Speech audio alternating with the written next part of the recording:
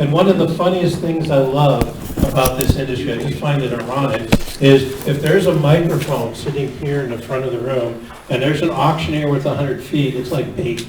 Ooh, a microphone, I can't wait to get up there and call bids. And they'll stand up here and they'll call bids all day long, and they're fantastic, and they got a great chant, and then they say, okay, we'll talk to them. Like, what? And they freeze, and this gloss comes over their eyes, and you can see the nerves. Like, you want me to do what? Speak to people? No. So, public speaking is something we do every day, and I want you to take for a minute the bid calling part of it out. In the business of auctioneering, we're speaking to people every day. You're doing sales pitches, you're meeting people, you're doing organizational stuff.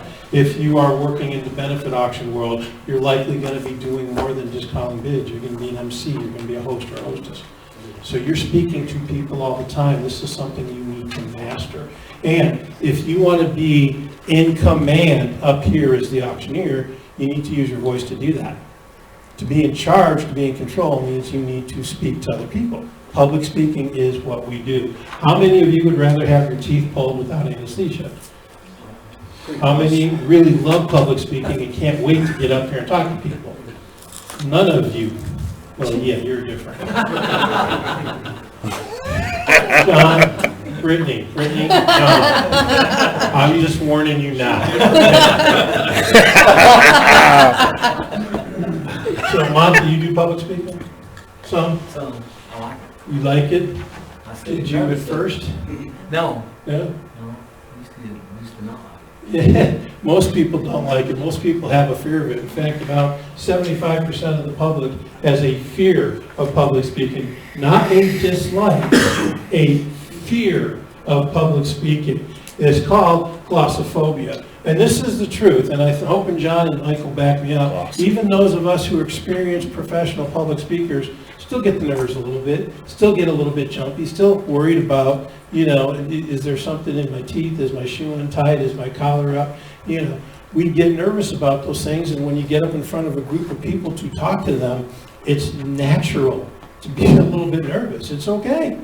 Everybody does. You will get over it, I promise. Some of you will take longer. Some of you are going to have to rein in, not to mention names. Hi. Right? So I want you to understand some things here. I'm going to talk about in general public speaking. Public speaking, whether we're dealing with a group of 21, whether you're dealing with a crowd of 1,000, or if it's you and the bank president and his or her assistant, and there's 3 people in the room, it's still public speaking, is it not? You're going to have to master this, and you're going to have to get better, and you're going to spend your careers improving every time you do it. But once you get comfortable with it, once you kind of feel good about it, it's really a powerful tool to help you do what we do as auctioneers for a living. So some things I want you to understand. Number one, overcoming your fears. You guys have been doing it for the past couple of days. Step number one is you just get up and do it. Do it. You've got up and you've sold things. You've got up and you've done the chant and you practice in front of your peers. And every time you've done it, this is collective of this whole class, you've improved. Would you agree? Yes. You're getting better. And you'll get better, and you'll continue to get better. Public speaking is absolutely no different. One thing in our culture, which I find kind of interesting, is that we spend a lot of time talking ourselves out of things. No, I don't know if I can do that. That's kind of scary. I don't want to do it. Bungee jump? Heck no. Jump out of an airplane with a parachute? No way. But you do. By the way, is it true that you need a parachute to go skydiving? No. It's true if you want to go a second time. Right? So it doesn't matter what it is. We as a culture have a tendency to start with, no, I can't, and then we have to build into it. Why don't we start with, I'm sure I can, let's figure out how. Well, this is no different. You need to talk yourself in to public speaking, and one way to do that is you need to prepare. You can't just get up there and go, okay, let's talk about brain surgery today. I don't know anything about it, but let's do it. Right? You need to be prepared. You need to have a plan. You need to have some practice behind you. Absolutely need to know your audience. Some of you guys stuck with me last night until, I don't know what, 11 o'clock. As the night wore on, the humor got a little bit more and more off color. We had a little bit more fun, right? We can relax a little bit. Would I have done that same level of interaction and speaking with you guys if I were in front of a group of priests? No. Probably. I'm not sure they would allow me to speak in front of a group of priests. Would you do that in front of a crowd of 1,000 people at a benefit auction that you've never done before? No. Absolutely not. Would you be able to do that with a small group that you've been around for 10 years? Probably, because you built up a relationship and rapport. You really need to know audience as to what you can or can't do in front of them. Understand who they are. And when you're with a new group and you don't know what those boundaries are, you'd be very conservative. Make sense? But that's not hard to do. You can plan for that. So, yes, sir. I just wanted to add something. You have up there that says be prepared. One thing that I've noticed working with other classmates in here was when I hear them talking about things they know, they talk great, they can talk forever. Yeah. But like, we're still learning how to do our chant. And I'm really confident that all of you that have public speaking issues, once you learn how to do the chant, I really think that preparedness is going to make us all better. I agree 100%. So it's just, I just noticed that people are like, I'm nervous, or I can't do it. We're going to have a conversation, and they're doing great. So just something to think about. Do any of you in this room think I have any concerns or hesitations about speaking about the auction industry? Zero. Why is that? Because you know. Why do I know it? Because you've You've done been it. doing it for 20 15 years, right? So you guys have been calling bids for exactly 48 hours. Gonna take a little bit longer, you know. Preston's been doing it at a higher rate, so he's really got like 72 hours worth of experience. But it comes with experience, it comes with time, and it comes from your background. You know, if I'm engaged to go do public speaking for an event or at a group, they're not going to call me in to do public speaking about anesthesia because I don't know the first thing about it. My idea of anesthesia, well, you took the damn bottle, is the Irish whiskey, right? My doctor said when you're not feeling well, you drink 5 shots of whiskey. It won't cure a damn thing, but you won't care, right? But I don't know anything about anesthesia, so I'm not going to take an assignment to do that. But I do know about the auction industry. I do know about the appraisal industry. I do know real estate. This is what I do. So when I'm going to go speak to somebody, whether it's an entire group, or if I have an appointment with this attorney and his or her staff, I'm going in understanding what it is I need to speak about. Does that not help? And then I walk in with a plan, going, well, why am I here? Well, I'm here to talk to these people about doing business with me. Well, I sure as heck know about doing business with me. I need to spend a little time understanding what they need to know and what they need to hear. And if they've got a 15-minute window, I need to understand, well, what can I possibly do in that 15-minute window? So I plan and I prepare for it. And the first time you do that, it's scary as hell. The second and the third time, it's still scary as hell, but it's easier. And for some of us, the 57th time, it's still scary as hell. But we can smooth right through it like we've been doing it our whole lives. So here's one of the things I want you to do. Number one is to seek criticism. We've been practicing and doing the group stuff in here, and you come up in front of the group, and what is it Mike and I and the instructors are doing? We're giving you feedback, right? Some of it's good. Some of it's, here's some things you need to change or think about. Seek criticism. It's critical. You can't grow if you don't. I have we all have that friend that when things aren't going right, you can call them up and cry on their shoulder and, oh, Rich, I'm sorry. What? That's so bad. Let me make you feel better. Don't call that person. I want you to call like my friend Shelley. When, I was going through a rough patch in my life and I was feeling sorry for myself, I called Shelley, and the first thing she says to me is, get your head out of your... Whoa, okay. You're doing this wrong. Don't be stupid. Do this, do that. This is what I need you to do. Stop doing that. Like, well, holy crap. But she was right. Can I still have a hug? I don't know if I wanted to at that point. But you need somebody who is going to be brutally honest with you. They're not intending to hurt your feelings, right? What are they trying to do? Help you improve. So find that person. I don't know if spouses are the best to do that. There might be some, but you guys might have to find other people to go to. Your significant other may not be the best person to offer criticism. You know who's really good in this industry at giving you critique? You guys. Yeah. Right? So this is one of the reasons you become friends in here. You get to take advantage of that. But you need to seek criticism and understand nobody's perfect. I don't care how long you've been in this industry. You're going to make mistakes as an auctioneer. You're gonna get up on the block in an auction where you're selling $100,000 items, and you've been doing this for your whole career, and you're gonna look at that bulldozer sitting there and go, where am I? What is that? What's the bid? What day is this? Who am I? Did I wear pants? You know, it just happens. Nobody's perfect. You're gonna screw up. You're gonna make a mistake. What do you do when that happens? Correct it. Keep Keep moving. going. Keep Just moving. move on. Laugh at Move on. yourself. That's All all right? you do. So I want you to get up. I want you to do some public speaking. I want you to seek some criticism. Understand you're not going to be perfect. You're going to make mistakes. When you finish, what do I want you to do? Woohoo! I did it. Damn, I did it. You guys today, you did some bid calling. We finished, and what did everybody do for you? Clap. Why? Because you did it. Celebrate that. That's important. I need you to continue doing that, all right? So here's some things I want you to think about as you're preparing to do your public speaking, whether it's a class, whether it's a meeting with your clients, whether this is you and the kids because grandma died again, and we need to go talk to them about the estate, right?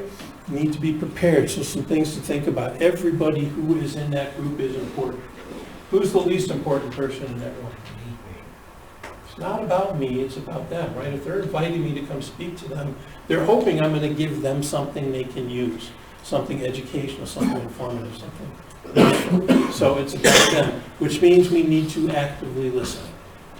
You heard that term before, active listening? What do you think that means? Pay attention. Say it again. Pay attention. I didn't hear you. Pay attention. Pay attention. Okay? How? What? Where? When? What does that mean to pay attention? Everything that they're saying, just take it all in. Okay? How do you show somebody that you're paying attention? Eye Eye contact. Eye contact. Shut your mouth. Shut your mouth. Let them speak. Body language. Body language. How so, Steve? By sitting up and actually showing that you're engaged into what you're saying, as opposed to I'm slouched back for that. Are you done? Looking at your phone. Yeah. Steven, you got something important to say. Go ahead. Don't mind me. That's the worst thing about those Apple Watches, because you get a text. You got to get in the habit of not looking at it when your Apple Watch goes off every 7 seconds. So, excellent, yes. Body language is important. Sometimes it's just leaning forward. Sometimes it's how you make eye contact. Sometimes it's as simple as nodding your head that you're listening and paying attention. One of the most important things to me in active listening is don't interrupt. Let them finish what they're saying and let them give you an opportunity to speak. Sometimes that can take a while. You might have to find a way to do that. But don't interrupt, let them speak, because who's the important people here? They are, not me, right? So active listening means you don't interrupt, you reaffirm what they said. Sometimes it's, so what I heard you say, Stephen, is how my body reacts to your comments is an indicator of being an active listener. Sometimes it's reaffirming, it's asking clarifying questions. It might be, can you tell me more? Or here's what I heard you say, am I understanding it correctly? It's just seeking clarification. Active listening takes work. But once you master that, the minute you stop being the key speaker and let them participate, you become the master. Wow, that guy sure was awesome. He didn't say anything. Yeah, but he was awesome because I let you guys take control of part of that. I want to engage the whole audience. There's nobody in this room who's unimportant. When I'm dealing with an estate and probate, and I've got the kids and the grandkids and the cousins and the aunts and the uncles and everybody's there, who's the least important person in the room? You. Me. So I make sure I engage everybody. And there's always going to be a dominant speaker, right? There's always somebody who's going to take charge and take the lead, and there's always going to be somebody who's a little bit more quiet and backed up and reserved. I focus on the backup and the reserve, because I want to make sure they feel engaged. And that just might simply mean throwing a question their way or a comment their way and pulling them into the conversation. And you can do that, right? So that's one thing I want you to look at. I want you to be believable, understandable. You need to say what it is you're thinking in a way that they can relate to. Yes, sir. I was just gonna say, I agree with you on that. I've heard a lot of people take people down the wrong road with that at seminars and such, because they'll say identify your decision maker and focus on that person. And I disagree. I do too, because I've had a lot of times where that other person is quiet, but they're also, you gotta bring everybody on board. So what happens if you don't? They'll blow it up. Yeah. It's over. You'll have trouble with that person that didn't talk. My job is to make sure everybody in this group is on the same page, that we have an understanding. And if I don't engage somebody, Glenn, if I just sit here and don't look at you or speak to you, at some point, Glenn's gonna check out. And that's not anything against that person, it's, well, what reason did I give them to stay engaged? None. So you need to try to engage everybody. Yes, sir. I was just thinking like, like if you're talking to a group, like you said, there's always gonna be the leader who's, that's not always where the money's at. The one that's sitting back there thinking, might be the one that you should be talking a little more to, right? Right, so I work with law firms often. I work with trustee organizations. And this one trustee group in particular, the trustee, the name on the door, his name is Steve. Steve is a great guy. We socialize together. I've had meals with him. But when I talk to business, I call his assistant, because that's where the decisions are made. Because Steve goes, I need somebody to do this, and the assistant will go get that person and sign it up and say, well, oh, okay, let me sign. He's really not the decision maker because his staff is doing all the work for him. When I go into a law firm, it's the paralegals who are doing all the work. We love paralegals, don't we, Larry? Larry used to be a paralegal. So when we do law firms, the people who are sitting next to the person with the title are often the people who have just as much power or decision-making ability, right? I need to make sure I include them. So, I mean, this is a small public speaking with 2 or 3 people. Now, if I'm in a room with 1,000, it changes the dynamic completely, right? Because I can't have two-way conversations with 1,000 people. Can you? Is that realistic? Typically not. But can I make those 1,000 people feel engaged? Yes. How do you do that? I look at everybody. Say that again? You still ask questions. You can still ask some questions, get a little feedback. Sorry, this is an alarm that I have to dismiss. Yes, sir. I just said by looking at everybody. Yeah, make eye contact with the whole room. Can you make eye contact with 1,000 people in a room? No. Do they think you can? Yes. Yeah, because I'm going to look right down the row, or I'm going to look at that section back there, or I'm going to look over here, I'm going to look up front, and I'm going to make sure that at least my head is moving and I make eye contact with every section of the room. Because if they're looking at me and they see me looking at, they think I'm making eye contact with them. And if I'm smiling and nodding and engaging, the next thing you know, there's 1,000 heads bobbing up and down, right? So yes, you can engage everybody. We need to be believable. You need to have some oomph behind whatever you're telling them. If I'm going to go in and sell my services as an auctioneer, I better be armed with information on why it's beneficial to them to A, use an auctioneer, and then B, to choose me as the one. Right? I need to be believable. And here's something I do, and you guys all do it, and Stephen and I were talking last night, because he's got the blue blood in him. He's my brother in blue, that we look for reactions all the time. We look for that nonverbal reaction. We look for the body language. And understand that there's no one body language sign that typically is an end-all be-all. Just because somebody does this mean they're not paying attention? No. Why do you think I do this? Because I've spent 50 some odd years building this ledge and it's comfortable, okay? This has nothing to do with me not being interested in what you have to say. It's just, It's an armrest. it's comfortable, right? Those are called pleasure pounds. You got Yeah. a smile on your face. when all that was happening. Some people have six-pack Pleasure abs. pounds. I'm working on the I cat. was yelling yeehaw. And just because somebody takes their eyes away for a minute doesn't mean they're not paying attention to you. In law enforcement, it's hard for me to focus on one person because it's the periphery where the danger is. So my eyes are constantly looking at the people I'm talking to and then the people behind you, and who just walked in the door, who just walked out the door, who's standing behind me. And by the way, I won't sit in a restaurant if there's anybody behind me. I want to be where I have my back to the wall and I can see the door. Why? It's a survival mechanism. Right? So body language is something to look for. But I want you to be confident. I want you to be comfortable. I want you to stand behind your convictions, but you need to be humble as well. This isn't about me. It's about whoever I'm speaking with. You good with that? Makes sense? Want to see some head nod? Oh, yeah. There you go. Okay. Can you screw up public speaking? Yeah. Yes, you can. So I'm in front of a group of rabbis and pastors and priests, and I start talking about X-rated movies and dirty jokes. Good? Probably not. Probably not, right? I don't want to interject humor where it's a somber event. Granny just died. Hey, let's talk about funerals. Woo-hoo. When I die, I want to be put in a closed casket. Midway through the eulogy, I'm leaving instructions that they have to play Pop Goes the Weasel. Everybody's going to be staring at the casket. That's good humor, but not when I'm sitting with the family of somebody who just passed away, right? So you need to relate your humor to who you're dealing with. What's the only humor that's typically universally accepted? Dad jokes. Self-deprecating. You can make fun of Yeah. yourself to an extent, and that typically won't offend anybody else. Is it easy to offend people today? Yes. Oh my gosh. You know, we need a course on how not to be offended, but that would probably offend somebody. So we can't do it. If you have no passion, don't bother. I'm going to tell you a story. I'm good at telling stories. I think all auctioneers are. I went to the police academy in 1984. Long time ago. I remember it because A, I was young, and B, I could still touch my toes back then. So I could tie my shoelaces without it being an issue. I had an instructor who taught criminal law.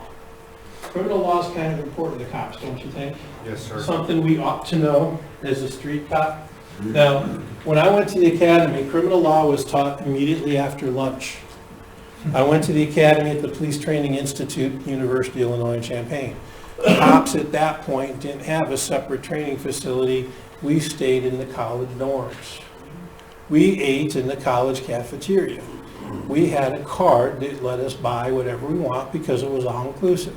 So guess what lunch was? All you could eat carbs. Oh, And then I went to class and sat on the side of the room and listened to criminal law. So here's my criminal law instructor. fell asleep. Yes, criminal law instructor. Comes in day one, holds up the book. Ladies and gentlemen, this is the criminal law book.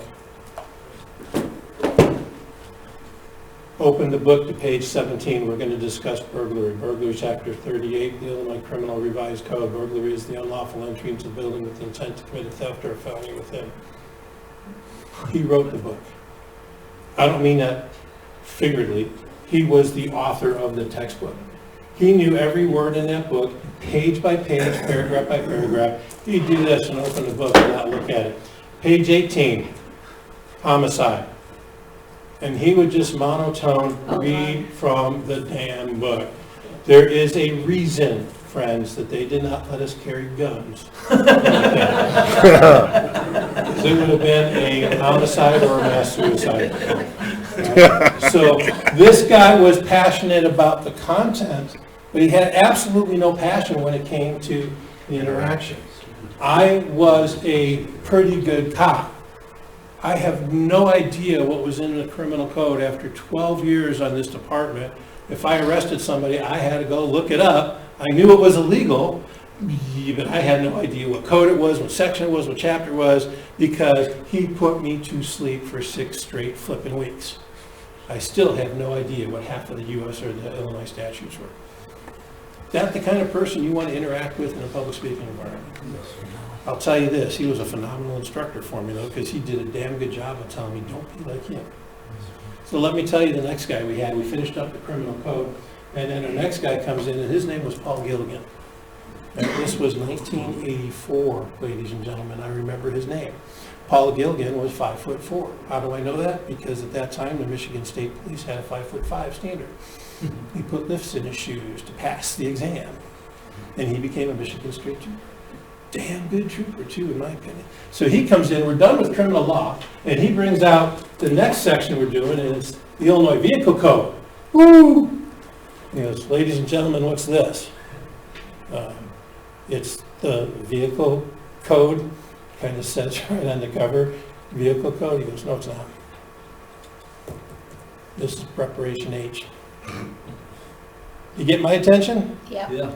He said, gentlemen, it was all guys in this particular academy class. Gentlemen, criminals drive cars. If you want to find criminals, you have to find a reason to pull them over and meet them. In order to pull them over, you have to understand what the vehicle code is, because there is not a car on the road that drives for more than 3 or 4 blocks that hasn't violated something on the vehicle code. And once you find that something, you have probable cause, and you can pull them over. And once you pull them over, anything you see in the car becomes plain view. And that gives you a reason to have a conversation with the driver. Does he not pique my interest? Yes. And he got him and he told us stories and he related. And when you find a car that does this, this is how you can use it. And this is what you look at. And this is how you have an interaction with the driver. Holy cow. The next 6 weeks went by like that. Yep. I went back to my police department, smaller town, and I had more self-initiated felony arrests than the rest of my department combined. I recovered more stolen autos than the rest of my department combined. Why? Because of I that knew the class. rules. He inspired me to understand how to use this tool that he'd given me. First guy, criminal code. Good instructor? Maybe. Good public speaker? No. Second guy, good public speaker? He engaged every single one of us. And I would imagine all my classmates had similar results to me. I would imagine. So understand that if you don't have passion for what you're doing up here, you've lost your crowd. Make sense? Mhm. I'm going to do Mike Jones. Amen? Amen. Right? I told you this yesterday, and I made an exception. I hate when speakers read from the slides. I did it when we were talking about appraisals and the definition because it was very relative. Other than that, have you seen me reading from these slides? What do I use the slides for? Just as backup. Backup Just a notes, keep glance, me on yeah. track, right? Are there other ways to do that? Mhm. Note cards, outline, notebook, right? I heard something. Okay, so all of these things, but reading a word for presentation or reading a presentation word for word, if I want you all to read something, what should I do? Print it and give it to you. Let you read it. You have all these notes in your book. You can read them later. I don't want you to apologize for being nervous. Are you going to be nervous? Absolutely. The last thing I want you to do is get up here and go, I'm nervous. Please forgive me that my hands are nervous and I'm doing this, because then what is everybody focusing on? What are you doing, right? The appraisal course we were talking about yesterday, USPAP, the code. I instruct the code, and I told you that my instructors, sucked is too nice of a word, right? But what I don't want to do is come in and say, hey, we're going to talk about USPAP, the code, the rules of the road, the vehicle code for appraisals, and it sucks and it's really boring. So you all just sit back and just fear the next 16 hours of training. Is that the right thing to do? No, it's, hey, we're going to talk about USPAP. It's the code. It's a tool. You're going to be able to use it. That's exactly what Paul Gilligan did with me with the vehicle code. The vehicle code, ladies and gentlemen, is not exciting. It's law. It's sections. It's statutes. It's, no vehicle may travel down a roadway if it's doing this or this or this. Woo! But he made the topic interesting. One of the reasons he did that is because he didn't apologize for it. If he'd have come in and said, hey, I'm sorry, guys, it's the vehicle code. It sucks, but let's get through it. Well, then what's my expectation? It's going to suck. If he comes in and says, hey, this is exciting, it's a tool, we're going to use it, you're going to get something out of it, what's my expectation? It's going to be exciting. You set that tone. So it doesn't matter if you're talking about your nervousness. So don't tell them it's boring. Don't tell them it's not exciting. Don't tell them it's not relevant. Tell them exactly what you want the outcome to be, is you and I are going to have this conversation about hiring a professional auctioneer, and it's exciting stuff. It's what I do for a living. I'm just about it. I'm so excited about it that you will be too. Well, then the expectation is, hey, it's exciting. And they're going to listen. The minute you tell them, hey, it's boring, don't listen to me, what are they going to do? They stop listening to you, right? Nonverbal distraction. Oh, I love nonverbal distractions. My first paid speaking engagement. As a police officer, patrolman, I was responsible for accident investigations. So anytime somebody got injured in a traffic accident, I got called to the scene. If somebody got killed, it was my job to investigate. Well, typically when somebody is hurt or injured in a traffic accident, who else do they send besides the police department? EMS. EMS, they send the fire department, or in our department, we refer to them as the evidence eradication team. Because we pull up on the scene and everything that's on the ground that is evidence to me as an investigator, they're out there with their big hoses going and sweeping it out of the way. I get to the scene of an accident and this car had been hit T-bone where the driver's door was pushed almost to the passenger door, right? Some serious impact here. So the fire department went around to the passenger side and They looked at it and said, wow, this is intact. We better cut the other side open so that we can get the people out. Well, they're dead, so there's no rush, right? But they're hacking up all the impact. I need to measure that impact to understand how fast the car was going and hit it. So I asked them, why are you cutting through my evidence when you can cut through the other side and not interfere with my investigation? Well, because we didn't want to damage the car. Yeah, It's already total. it's total. There's nothing left of this car. Why? Well, nobody ever told us. That was the response. It's legit, it's a fair response, right? So I was moaning, complaining to the fire chief that your guys suck. And he said, well, they don't know any better. I said, they should. He said, well, they will now because you're going to teach them. Wait, what? Me? You want me to teach them? Okay. So I set up a class, and this is, I'm dating myself, we had a VHS camera. That's a tape, it's a recording. So I have the VH camera there, I'm standing in front of the room, I've got maybe 30, 35 firefighters in the room, and I know these guys, right? Which is making me more nervous because I know these guys, they know me, we work together. So I come in, I put my feet down, I put my hands in my pocket, and in my right pocket are my car keys.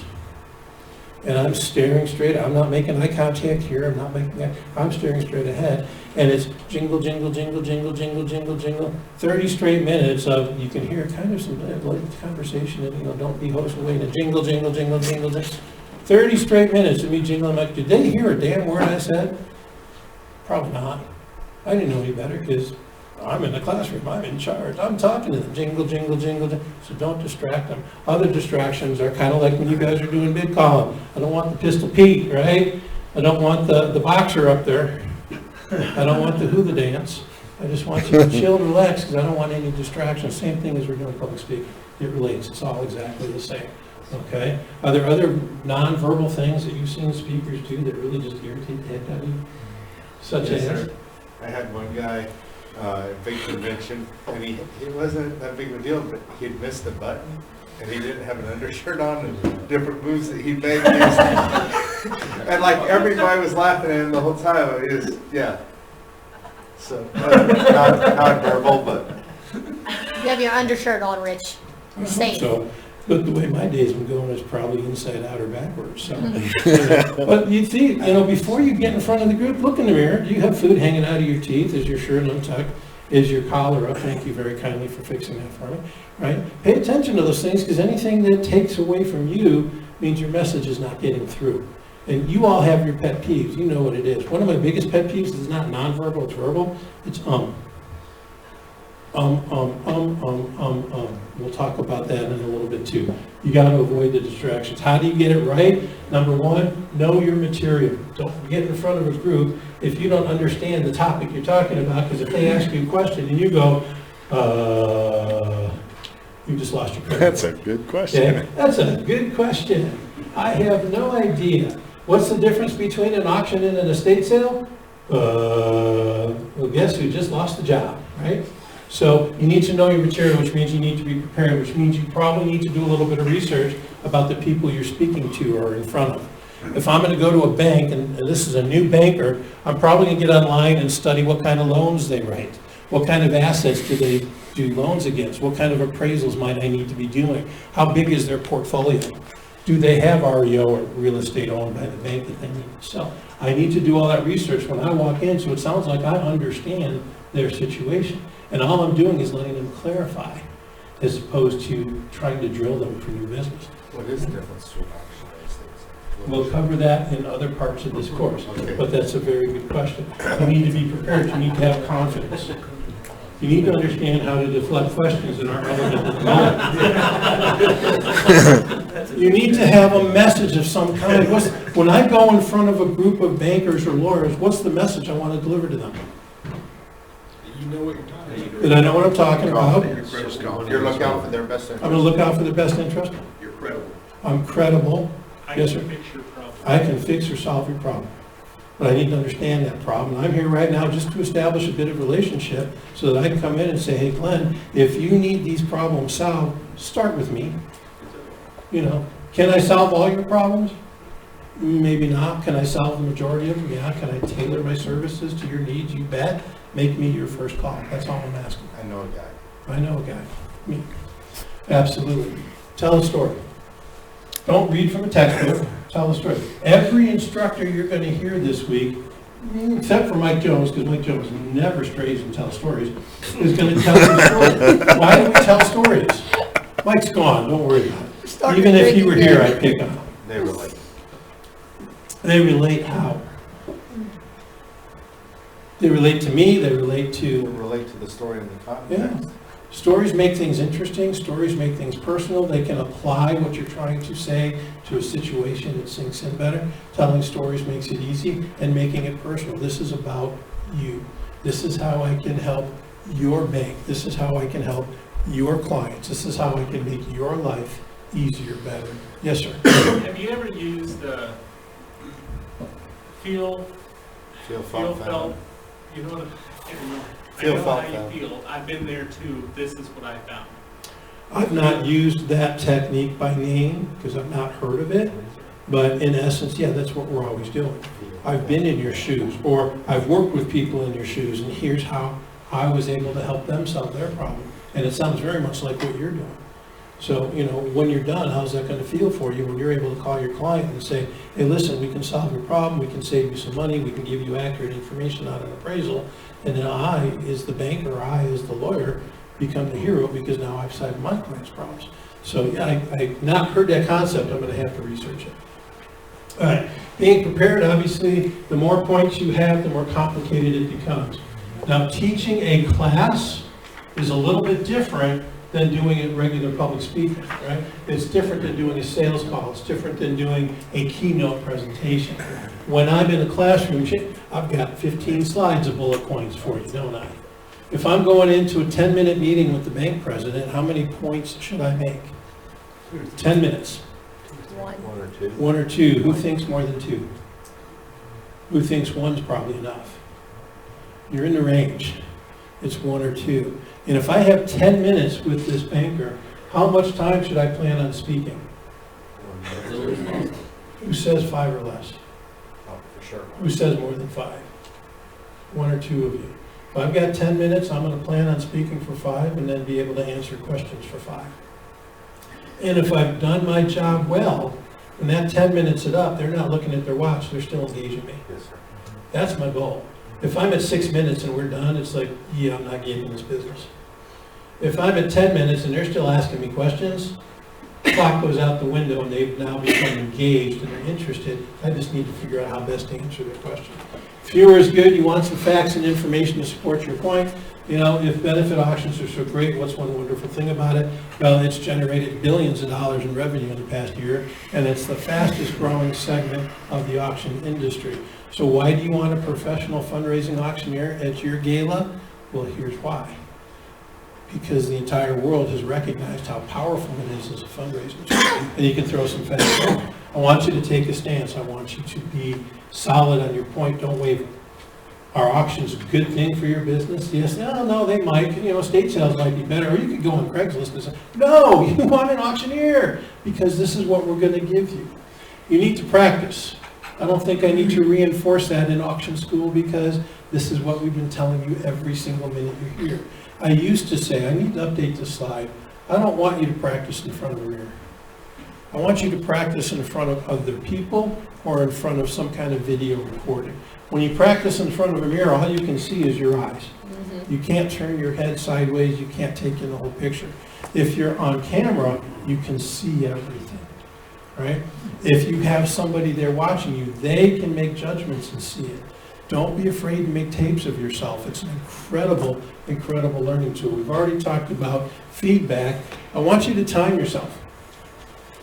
One of the things that we do in the public speaking business is we'll give you an assignment and say, you're going to speak about X topic, and you have 90 seconds. Well, over time, you can nail that 90 seconds. But 90 seconds can be a really, really long time, can't it? Especially when you're nervous and you're unprepared. 90 seconds can blow by you in about 3, at least it feels that way, can't it? So time is relative. You have to learn how to pace yourself and understand, if I have 2 minutes, I need to understand where that 2 minute falls. If I'm given 2 minute opportunity to speak to somebody and I go for 4, is that okay? I mean, it's 2 miserable minutes. Is that a big deal? Can be. Yeah, I've doubled the allocated time. That's not acceptable. If I have 5 minutes and I'm done in 1 and there's no Q&A, then what happens? There's 4 very uncomfortable minutes of silence. Right? So you need to learn to time yourself. I want you to avoid using notes, but that doesn't mean avoid them completely. I've got this screen up here, right in front of me here. I can reference it. If you have note cards or index cards, that's fine. If you're using a device and you have notes, let me suggest this. If you're using an iPad or a tablet, and you're using that in your presentation in a small group, just let the people know, by the way, my notes are on my screen, I'm just going to refer to them. And now they're not distracted when you look. Okay? Make sense? Yes. I've told you this while you're calling bids. Relax. If you are nervous and scared out there, it's going to translate. If you're comfortable up here, that's going to translate too, is it not? Do we have anybody in here who's been to Toastmasters? Anybody? Oh, normally I get 1 or 2 people. Toastmasters is, in my opinion, the most powerful public speaking tool there is on the planet.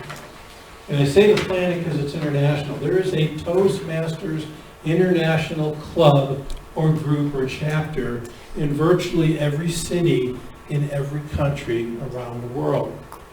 You join one, you can go to any as a guest. You're traveling, you want to get your fix in, whatever city you're in. The town I'm in, Colorado Springs, I think there's 6 or 7 chapters. Some of them meet at night, some of them meet in the morning, some meet twice, a month, some meet every, week, some meet for an hour, some meet for an hour and a half, some it's breakfast, some it's coffee, some it's snacks in the afternoon, some are on the south side, and it doesn't matter. You will find a Toastmasters. By and large, to join Toastmasters, it is free. They might charge you a little bit of membership to pay for the coffee and the donuts or the Twinkies or whatever it is they're providing. Now, there are some books that you will buy as you progress. They're non-profit. They're not making money off that. They're just recovering their costs. But what Toastmasters provides is an opportunity for you to practice public speaking in front of a group of people who are practicing public speaking. You're all in the same place. And when you join Toastmasters, you get different assignments. Some of them are, you have 30 seconds to do an introduction, get up in front of the room and do your introduction. And then everybody out here, job is to critique you. A little intimidating, isn't it? But they are supportive, so they're going to say, hey, Rich, you did a great job with this, and you did a great job with that. We're really excited about it, and here's some things we think might help you moving forward. All positive. But there's somebody out there with a stopwatch going, you had 30 seconds. 27, 28, 29, 30, 31, 32, 33, right? So there's a timer. No, we don't interrupt. On the introduction, we don't interrupt. Let them go because you have to learn what that 30 seconds feels like, or that minute feels like, or that 2 minutes feels like. And eventually you're going to have conversations where you're giving an assignment. Here's what you need to speak about today. Sometimes it's impromptu. You walk in and on the tables there's some note cards that have a topic on it. I went into one and there was a topic that said, what's your favorite wine? Well, pretty much I don't drink. So that's going to be a tough one, but I remember what my favorite wine was in high school. Y'all want to guess? Boone's Farm, Strawberry Hill, there you go, right? So I had to come up and do a presentation why at the age of 17, when it was illegal for me to drink, my favorite wine was Boone's Farm, Strawberry Hill, and had a conversation about it. I had 2 minutes, and I was able to do that pretty well. That's why you don't like wine, by the way. I'm sorry? That's why you don't like wine. Well, it really wasn't wine to begin with, That's like calling Bartles and James an exotic drink. What are they? And then we went to Zima. What is it now? It's Claw or White Claw or Bear White Claw. Claw. Same thing. Truly, So, but I had all 2 the minutes, fans. and everybody had 2 minutes. Now, not only was somebody there with the stopwatch and timing, but we added the counter. So there's somebody in that group that's assigned to say, Rich, in that 2 minutes, you said 17 times, you said like 15 times, you said, you said, so they count all of these verbal distractions, and then they report back to you. So the next time you're up there and you got 2 minutes, what are you thinking about? All of that. So I'm going to pay attention to, am I going to throw in filler words in speech? Do I need the ums and yes? No, I don't, so you take them out. I pay attention to how much time. I have 2 minutes to speak, I'm going to finish in 1 minute and 55 seconds, maybe a little bit sooner than that, but I'm not going to go over my 2 minutes because I learned my pace of speech and I learned to do that. It is an amazing, amazing group of people, and their sole purpose is to help you become a better speaker.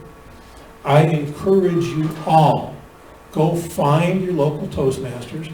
They will let you come visit as a guest without charge or obligation. In fact, they're going to welcome you with open arms. If you don't like the first one you go to, go find another one. There's dozens. And then see what they do and how they do it. And I'll guarantee you, if you join and get engaged, your public speaking skills are going to skyrocket.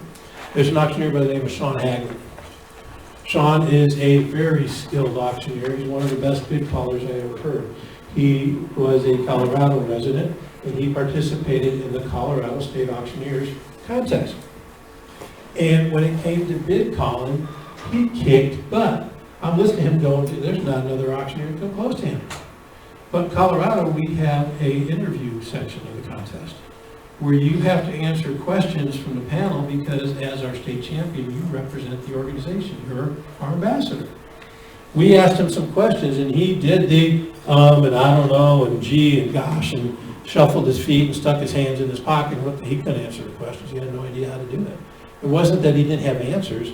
He didn't know how to answer them. He wasn't comfortable with public speaking. And Sean, a great guy, felt embarrassed about that. So immediately after he didn't win the contest, he joined Toastmasters. And the next year, he competed. And he got better as a bid caller. I'm not sure how, because he was damn good to begin with. But then the interview questions started. And then there's Sean, steps up front. Oh, why is it important for auctioneers to get continuing education? What a great question. Here's why it's important for auctioneers to get continuing education. And it's this, and it's this, and it's this. And he engaged the audience, and he looked at the judges, and he sounded like he wrote that speech and practiced it 1,000 times. Because he went to Toastmasters and he earned the confidence to speak. Critical that you learn to do that. Guys, I don't work for Toastmasters. I don't get paid by Toastmasters. I didn't complete Toastmasters because I had similar training in my master's and bachelor's programs, but it's there for you, and by and large, it's free. If it makes you a better public speaker, see, I can't even speak. If it makes you a better public speaker, it's going to make you a better auctioneer. It's going to make you a better salesperson. You're going to close more deals. It's going to build confidence in your life. Go do it. That's my pitch for Toastmasters. So, a couple of other things here. You need to think about what you're wearing. Is your attire appropriate? Are your shoes tied? Thank you, John. How are you standing? We talk about when you're doing bid calling, your body language, your posture, that's important. What message do your eyes send? I want to talk about eye contact. Is eye contact important? Yes. In Eastern cultures, Japan, China, Korea, how is eye contact considered? Don't. Eye contact can be threatening or disrespectful. When you're engaged with somebody who is a superior, engaged in somebody who you're trying to show respect for, diverting the eyes is appropriate, not looking at them. I wasn't raised in the Eastern culture. I was raised in mid-America, where, you know what, when my father got mad, it was, you look at me, son, when I'm talking to you. I can still shiver because I can still remember those conversations. In our culture, what's eye contact? Sign of respect, right? We make eye contact with people. How long do you make eye contact with people? Till they're done talking. It gets weird. Who said that? Great. Until it gets weird. Like it's weird. So, eye contact can be uncomfortable, right? When we're trained in our culture, you look at people, you make eye contact. And then once you make eye contact, at some point you have to stop making eye contact, because when you start staring at people, it gets just downright creepy. You've got amazing blue eyes, by the way. But the eye contact can be creepy, right? So you need to know, what point does it go from looking, or from eye contact to looking, to staring, to really creepy, leering, you know, to the point where the person you're staring at is like, I need an order of protection. Go away, right? Rich, I'm So- getting a little worried here. I don't know what class I'm in. We had an Irish person telling, you know, Lori he wanted to get in her or something. Now you're telling a guy that he's got pretty eyes. And I don't know what kind of class I'm in. Todd. No offense, buddy, but I'd rather stare at him than you. None taken. Good recovery, Rich. So, Once again, your body position too can be an effective tool. I have been teaching classes most of my adult life. I used to teach cops. Cops are a tough group to teach. Most of the cops don't want to be in whatever class you're teaching them. They didn't volunteer to go. They didn't choose to go. Their sergeant said, you're going. You know? And I was young when I was teaching cops. I was in my 30s. I had a cop from Chicago PD who was in his mid-50s who thought he knew everything, and the last thing he needed was some young-ass rookie punk like me teaching him what to do. So he sat in the back row, and the minute I started speaking, he opened up a newspaper and started rustling it. And the more I spoke, the more he rustled his newspaper. A little disrespectful, don't you think? Yes. So my initial response was to come and teach from right here where he was rustling his newspaper. And it worked for about an hour, and then I stopped standing by him and I went up. Hour number 2, guess what he did? Started rustling his newspaper. Well, you know, I was a little cocky back then too, because it was my program, it was my school, it was my building. So when he put his newspaper up and hit his face with it, I just borrowed a lighter from the table in front of him and lit it on fire. He wasn't very happy. Guess what he stopped doing? He stopped disrespecting me, right? But you can use your body, you can use your position, you can use where you stand in the room to help make impact. When I want to make a point with somebody, sometimes I'll get close to them so they understand what? That we are engaged. Sometimes my mere presence can stop disruptive behavior. If somebody's having a side conversation, I stand here, guess what happens to that side conversation? I don't have to say a word, do I? They understand what I'm trying to accomplish. Body language really says a lot. So understand where you're standing, what message your eyes send. You know, bear in mind, same too, with proximity, we all have kind of our personal space. In an elevator, the personal space is about, yeah, I'll let you in, but don't get any closer than this. In the classroom, your personal space is about here. In a restaurant or public space, well, according to the CDC, it's 6 feet, right? So you're all comfortable with that. You invade that personal space and you change the dynamic of that relationship. As an instructor, as a presenter, I've learned how to use that to emphasize points or to change behavior. So understand that's out there. Smile. Why do you smile?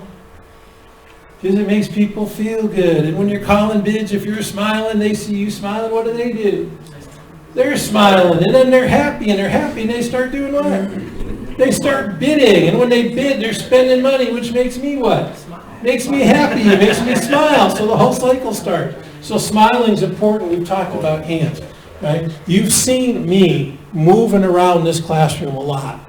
I gave you one reason yesterday. What was that? I did 8,000 yesterday, so I'm proud of that. But that's not the only reason that I move around the classroom. What are the reasons? Keep everybody engaged. Keep everybody engaged. Forces you to kind of see what's going on. I want to make sure that I'm seeing everybody and engaging everybody. Is it humanly possible to have 100% of your audience engaged 100% of the time? No. Do the best you can. So you know you're failing when people's foreheads hit the table and they're trying to sing. Guys have been good, I appreciate that. Putting it together, here's some things I want you to understand is there is a natural fear, get over it. It will take time, but get over it. You need to understand your message. What is it you want to impart on your audience? I can't answer that for you. You're going to have to figure it out based on your assignment. You have to prepare and practice. You need to look good. By look good, I don't mean you don't have to wear tux when you're standing up here, but at least be clean and groomed and have your shoelaces tied. John. I'm not gonna let you forget that. I know you won't. My good buddy and your good buddy Tony Wisely, I docked him in a contest because he didn't have his pocket square. He was like limped over. Oh, Tony. Every time I see him now, he always is like, "Where's my pocket square?" Right? Like, I mean, those little things matter. They in do. Public speaking. You know what? And is your shoelace going to get untied at some point? Could be. Don't stress over it. Tie it and move on, right? Or ignore it. But you need to have fun. Let me ask this question, show of hands. How many of you think I have fun doing this? Anybody think I don't have fun doing this? Schultze. I am so gonna heckle you. So here's really 3 B's of the public speaking world. Be informative. Tell them something, give them a message. Be engaging so that they're part of this operation, this discussion. And then be done, be seated, shut up, and go away. Schultz. I'm going to start with Schultz on number 3. When we talk about public speaking, I want you just to go out and do it.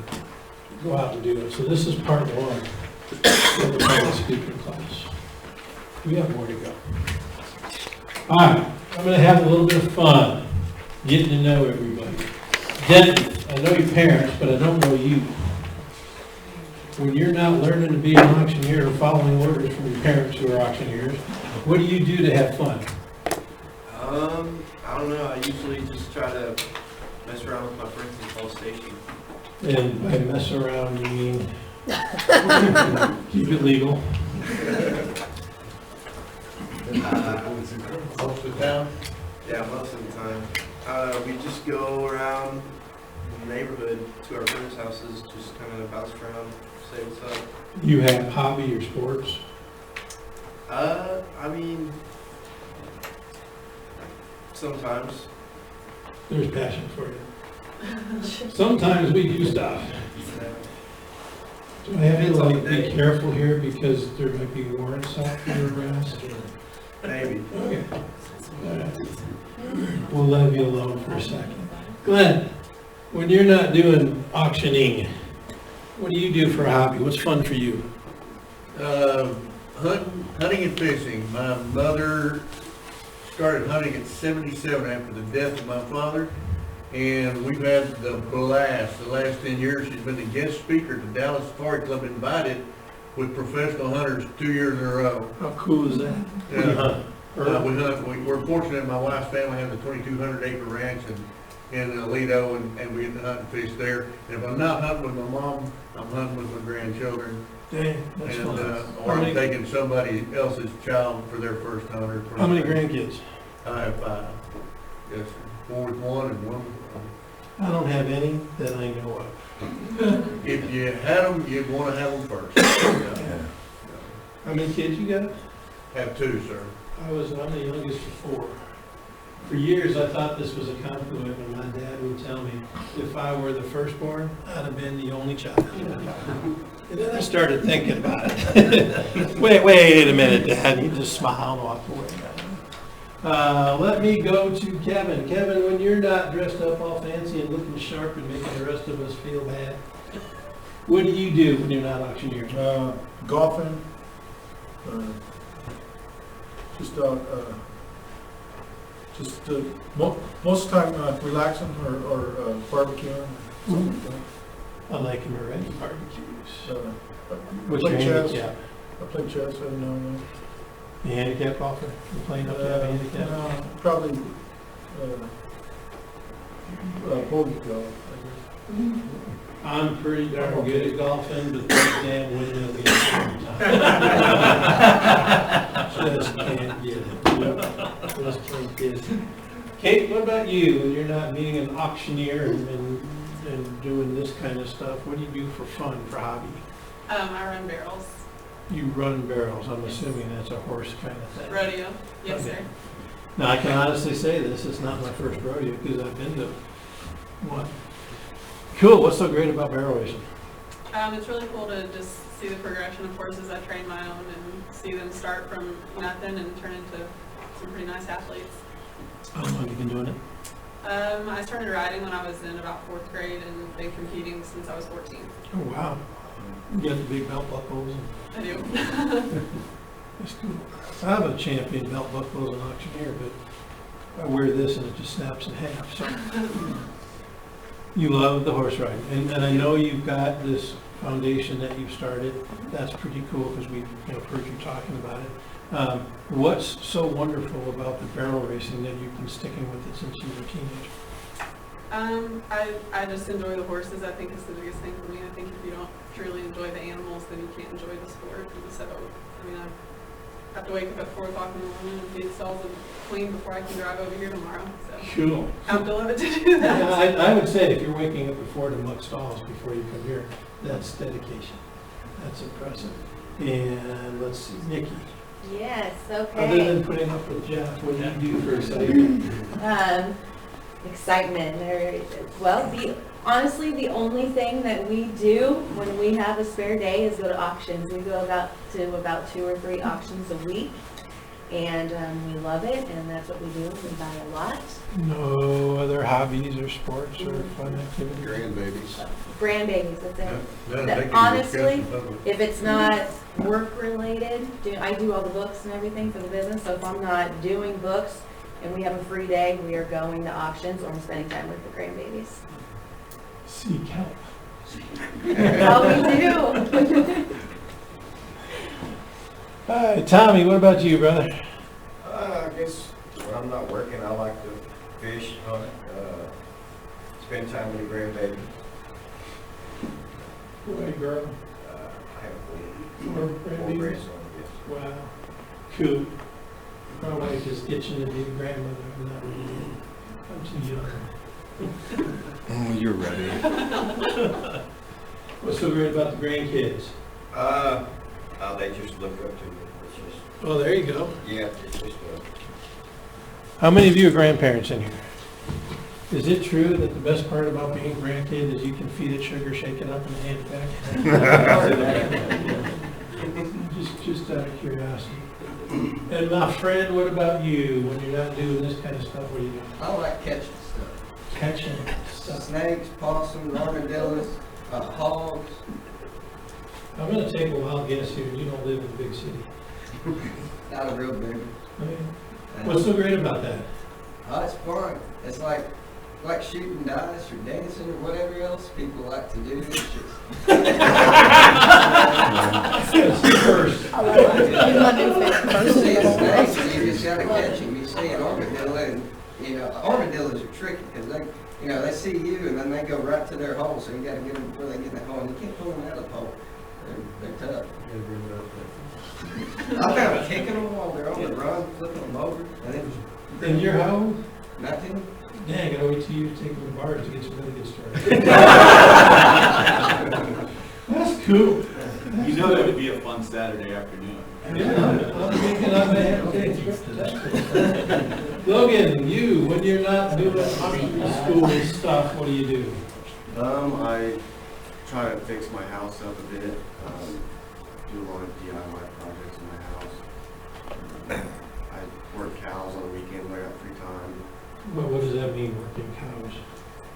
My buddy down the road, he has a feedlot, and I'll put him through the pens and retag some calves or doctor some cows, just whatever he does. Is that something you're passionate about, or just something you do?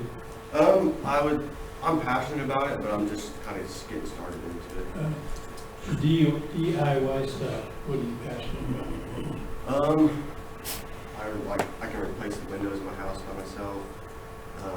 Just a couple weeks ago, I restained the floors in my future baby's room in my bedroom. Future baby's room? Yeah. Here We have one on the way. Congratulations. Congrats, that's cool. 10 weeks. Yeah, thank you. Very good. Very nice, cool. Well, one of the things about being with a group like this, and especially in this school, in this class, y'all need to get to know each other, right? The more you know each other, the more you can learn about, well, if I need information here, this is a person I think I can work with, or who am I going to call for help? You get involved in the national organizations, you get to meet people like Mr. Schultz back there, and now you have a network of these people that not only do you can call on for professional help, but you've got a connection and a relationship with. But that's only part of what any of this has to do with public speaking. So I would like you, my friend, to come up to the front of the room and do some public speaking. Oh my gosh. Oh my Oh gosh. my gosh. Oh. It would be. All right, so right here. All right. So part of what I said earlier is when we do public speaking is number one, you have to get up and do what? Do it, right? So I want you all to give her a huge round of applause because So you were talking about barrel racing, how much you love barrel racing. And Yes, sir. you've been doing it, so I want you, you're gonna have 1 minute to do some public speaking. I need a timer. Who's gonna time for me? All right, Stephen, I want you to time it, but don't show us. When she starts speaking, you turn it on. When she stops speaking, you stop it, and I'm gonna come and take a look at it. Okay, so your job is you need to engage this audience, and you're gonna speak for 1 minute. Now, your job as the audience is to watch her, listen to her, and you will critique her when she's done. A little scary, isn't it? You can do this, right? Yes, sir. See, yes, sir, I can do this. So you're going to look for things like eye contact and body language and tone, but I want you to hear what she said. I want you to hear the message. All right? You good with that? Yes, sir. You're going to give constructive feedback, positive feedback. When she's done, you're going to show her some love because this isn't easy. This is scary. Amen? Yes, sir. Yes, it is. She's like, I'm going to kill him as soon as nobody's a witness, right? I was not So- saying I'm gonna break your legs. Yeah, break your legs. And then I'm going to break every other bone that didn't break the first time through. So you have 1 minute. I want you to have a conversation and talk to this wonderful group of people about how you conduct a traffic stop. How I conduct a traffic stop? Yeah. When you're ready, you start. You have 1 She minute. thought it was barrel racing. I know, I thought I was talking about barrel racing. No, you're talking about traffic stops. Okay. Hi, everybody. My name is Kate Weber, and today I'm going to teach you how to conduct a traffic stop. So as you are driving your truck or your car down the road, you are going to come up to a place with a stop sign. And as you come up to the stop sign, you're going to remove your foot from the brake or from the gas, and you're going to move it to the left pedal and to the brake. And from there, you slowly push it down until you come to a complete stop. That's not just a rolling stop where you slow down. You actually have to completely come to a stop, get that roll back before you can move forward. And that is how you conduct a traffic stop. How long do you think that was? Not a minute. Not a minute. Give me a guess. 30 seconds. How long was it? 35 seconds. Oh. Very good. Okay. Okay, now, first off, when I said traffic stop, that is. Talking about police, police, Oh, like Like police. a cop.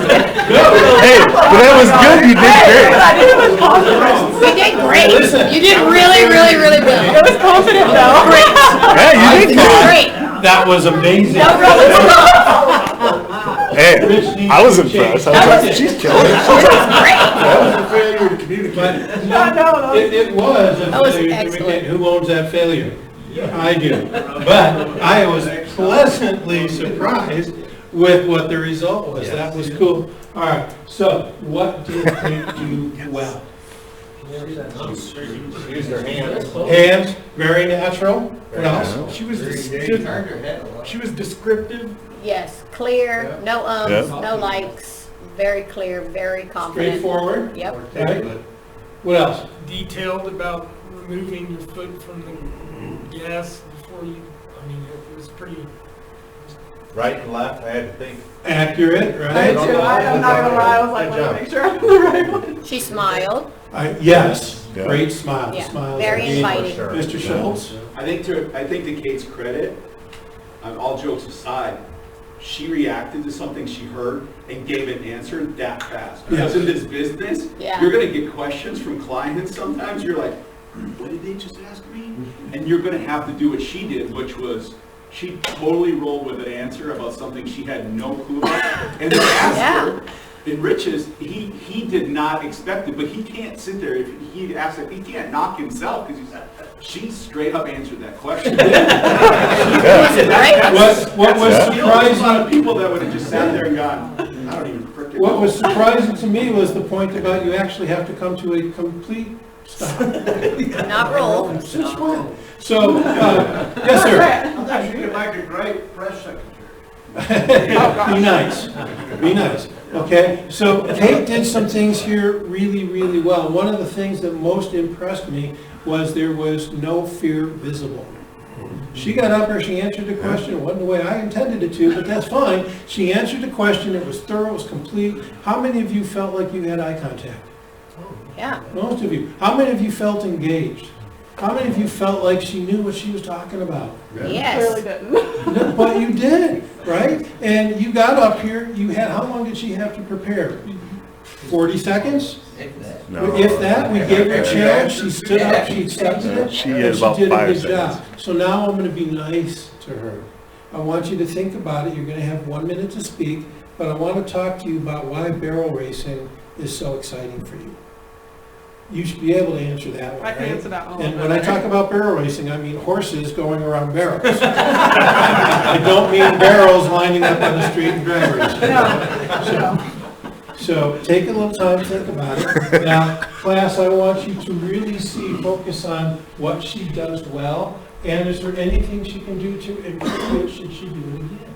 Like same thing, Stephen, would you time when she starts, and you go when you're ready, you have 1 minute. Hi everybody, I'm Kate Weber and I'm going to tell you why it is so exciting to be a barrel racer.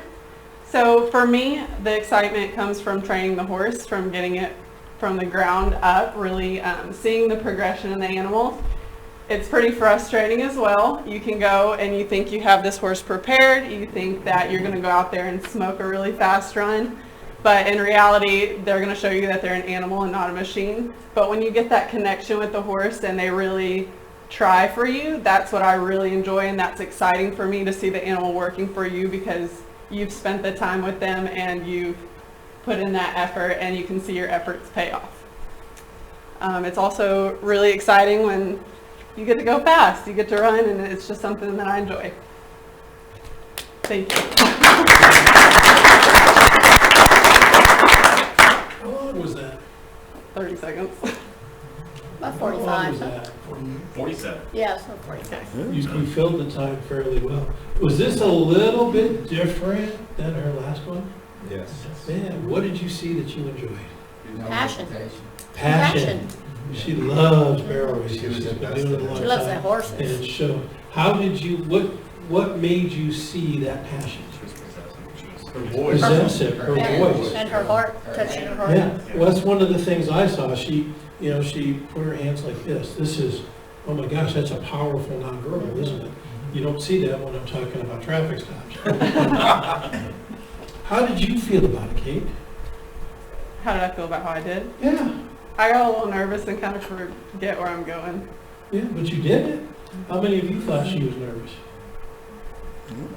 Did I good. thought she had good organized thought, she started and went through a process, starting with that beginning and then leading through the training and then to the event itself, so it was a good flow. You made a point and then you elaborated on it. Just walk us through it. I mean, like, you just walked us through your daily routine. It seemed like you had picture for picture of what you were saying. Let's do it. You did awesome with your hands. Kate, you said earlier, you said at the beginning of the class that you were nervous public speaking, and I have not seen that from you. My I think legs you're are very shaking comfortable. right now. But it's not visible. Yeah, you're holding it well. You're doing good. Is there anything you saw or heard that she can improve upon? What can she do You're better? feeling time Using better. terminology that we're familiar with, like Okay. smoking a run. Yeah. I mean, making a run would probably be, or starting and. Running around the barrels, But- maybe. I like smoking around. It gave us Yeah, some but- lingo in your trade. That's true, Well, but I know what there's- he's saying. Listen up, guys, there's pros and cons to that, Yeah. because I'm not a country guy, right? You know, if there's not a fast food joint within 7 feet of me, I get nervous. So clearly, but the lingo, to me, can sometimes be a barrier if there's terminology and language that I'm not familiar with. But what did you say about it? I thought it was engaging. I thought it was engaging, so hearing that terminology was kind of interesting. So that's a double-edged sword. You might want to do a little bit of both. Smoke and run, which means this. Mhm. Right? Go ahead and use the terminology and Yeah. explain it. What else can she do to improve? Her foot. She's kind of like on her right leg. Okay. Moving it back and forth at times. Okay? Taking a step back. I broke this one, so I stand off. So that's okay. I'm sorry. That's okay. But use her body language other than her leg was engaging because she's Mhm. looking at all of you, wasn't she? Yes. Right? So, Kate, what do you think you can improve? I think just not being as nervous would Okay. And help how a are lot, you so not I going don't to feel be like I need to nervous? rush through it. Practice. Practice. And, you know, I would assume, by and large, for most of you, you're not going to have less than a minute's notice to be doing public speaking, right? It's just not normal. I threw Kate into the fire, did I not? And how did she respond? Great. It's like a pro. Beautiful job. So, when it comes to public speaking, it's not easy at first. It gets easier as we go. You get better as we go. And, you know, part of what I was looking for when I was asking you guys all that question was twofold. One, I want to get to know you a little bit because I'm leaving in an hour. And two, I wanted to see where somebody had some passion that I could tap into and then mess with them. So normally, and this is my mistake, normally I say, I want you to get up and explain the procedure to conduct a high-risk traffic stop, which I'm not sure what I would have gotten as a result. Slam on that brake. So, That was awesome. and that can be dangerous too, because I think it was the last class or the class before, whoever I called up here, was like, you do this and you do this and you do this, and you put your hand on the trunk and you get on the railing. Are you a cop? He goes, no. I'm like, no. I watched the cop. Been arrested. But I tell you this in all sincerity, to do what Kate just did and to get up here unprepared with very little notice, I kind of ambushed her, and she stood up here and she handled it like a pro. Absolutely. I'm impressed. So as you start going out and selling your foundation and trying to build that, it's you they're buying into. It's your passion, it's your connection with the audience. And from what you just demonstrated to me here, you're going to be just stellar, absolutely stellar. I want you, yes, please. The lesson I want you to learn, though, is don't be afraid to take this challenge and come up here and do it. And even a 30 or 47-second, whatever we came up with, speech can be very daunting until you've done it a couple times. If I were to ask her to do it again, how much more confident do you think she'd be? It'd be amazing. So just do it. Public speaking is not hard, it's just a little scary until you've done it. And then it gets less scary, and then it gets easier, and then you sound more professional, and then it becomes easier because you've been successful. So you're well on your way. That was amazing. Guys, we're going to take a break. When you get back from break, we're going to turn things over to Mr. Schultz. I'm going to stick around for a little bit, but then at lunch I got to fly back to Colorado. So Thank you. thank you all.